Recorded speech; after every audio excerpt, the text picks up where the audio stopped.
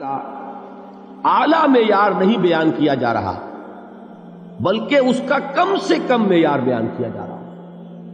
میں ذرا توجہ دلاؤں گا اس بات کی طرف. سطحی طور پر ذرا ہو سکتا ہے کہ اس میں کوئی مغالطہ پیش آ جائے. تقابل کیجئے ذرا. ایک سورۃ العصر ہے، والعصر ان الانسان لفی خسر الا الذین آمنوا وعملوا الصالحات وتواصوا بالحق وتواصوا بالصبر. ایک سورۃ التین ہے، والتین والزیتون وطور سینین وہذا البلد الامین لقد خلقنا الانسان فی احسن تقویم ثم رددناہ اسفل سافلین الا الذین آمنوا وعملوا الصالحات فلہم اجر غیر ممنون. اب ان کا تقابل کیجئے. سورۃ العصر یہ بتا رہی ہے کہ سب لوگ تباہی میں ہیں سوائے ان کے جو 4 شرطیں پوری کریں. سورۃ التین میں اول تو صرف 2 شرطیں بیان ہوئی، 2 بیان نہیں ہوئی. کام ہلکا ہو گیا نا، آسان ہو گیا. یہاں 4 ہیں، ایمان، عمل صالح، تواصی بالحق، تواصی بالصبر. وہاں ہے ایمان اور عمل صالح صرف. نمبر 2 یہ کہ وہاں فرمایا گیا فَلَهُمْ أَجْرٌ غَيْرُ مَمْنُونَ، ان کے لیے تو بہت بڑا اجر ہے جس کا سلسلہ کبھی منقطع نہیں ہوگا. اور یہاں کہا جا رہا ہے وہ کامیابی ناکامی سے بچ جائیں گے. مستثنیٰ ہے کس سے؟ ان الانسان لفی خسر. یہ بالکل ایسے ہی ہے جیسے کہ کسی کو آپ بچے کو، طالب علم کو کہیں محنت کرو، کوشش کرو، فرسٹ ڈویژن میں پاس ہو جاؤ گے. اور کسی سے آپ یہ کہیں کہ محنت کرو، کوشش کرو ورنہ فیل ہو جاؤ گے. اب ان دونوں کے درمیان جو فرق ہے وہی فرق ہے سورۃ التین میں اور سورۃ العصر. سورۃ العصر ناکامی سے استثناء کو بیان کر رہی ہے اور وہاں 4 شرطیں ہیں، اور سورۃ التین یہ اعلیٰ درجات کا بیان ہو رہا ہے، 2 شرطیں ہیں. اس کو قرآن مجید کی اصطلاحات سے بھی اللہ کرے کہ آپ واقف ہو جائیں. ایک کو ہم کہیں گے کہ ایک پر انذار کا رنگ ہے اور دوسرے پر تبشیر کا رنگ ہے. یہ 2 الفاظ بارہا آپ نے پڑھے ہوں. سورہ بنی اسرائیل میں فرمایا حضور سے مخاطب ہو کر وَمَا أَرْسَلْنَاكَ إِلَّا مُبَشِّرًا وَنَذِيرًا، اے نبی ہم نے نہیں بھیجا آپ کو مگر بشارت دینے والا اور خبردار کرنے والا بنا کر. سورہ کہف میں جمع کے صیغے میں آیا وَمَا نُرْسِلُ الْمُرْسَلِينَ إِلَّا مُبَشِّرِينَ وَمُنذِرِينَ، ہم نہیں بھیجتے رہے اپنے رسولوں کو مگر مبشر اور نذیر بنا کر. حضور کے بارے میں فرمایا اِنَّا أَرْسَلْنَاكَ شَاهِدًا وَمُبَشِّرًا وَنَذِيرًا.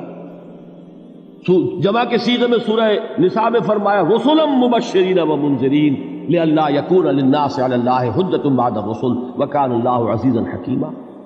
ایک ہے ابشار، بشارت دینا، ایک ہے انذار، خبردار کرنا. اور آپ کو معلوم ہے کہ کسی بھی تربیت کے اندر ان دونوں چیزوں کی ضرورت ہے. کبھی ایسا ہوتا ہے کہ ڈانٹ ڈپٹ کی ضرورت پیش آتی ہے، دھمکی کی ضرورت پیش آتی ہے، باز آ جاؤ، اپنے رویے کو درست کرو ورنہ پکڑ ہوگی، سزا ملے گی. کبھی آپ شاباش دیتے ہیں، ہمت کرو، گھبراؤ نہیں، تمہارے اندر صلاحیت ہے، مایوس نہ ہو، ہمت تمہاری کیوں جواب دے رہی ہے، تم بڑے ذہین ہو، محنت کرو، بڑے اعلیٰ درجات ملیں گے. قرآن مجید میں یہ دونوں رنگ ہیں جو اختیار کیے گئے. ایک تبشیر کا رنگ ہے، ایک انذار کا رنگ ہے. سورۃ العصر میں انذار کا رنگ ہے، خبردار، تمام انسان ہلاکت اور بربادی کا نوالا بننے والے ہیں سوائے ان کے جو 4 شرطیں پوری کریں.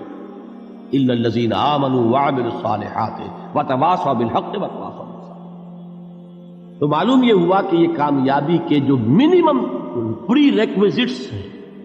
مجھ سے کہا گیا کہ انگریزی کے الفاظ کا فوراً ترجمہ کر دیا کرو، اور میں کر دیتا ہوں. اصل میں مغالطہ آپ کو یہ ہوتا ہے میں ترجمہ کہہ کے نہیں کرتا، لیکن اس کے بعد میں فوراً اردو کا مترادف جو ہے وہ لے آتا ہوں.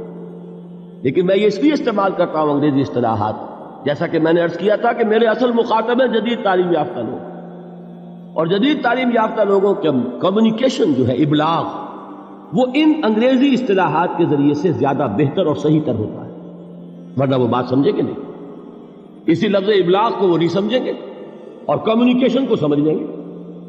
یہ ہے اصل میں ساری مصیبت کے جو اس وقت ہمارے سامنے ہے.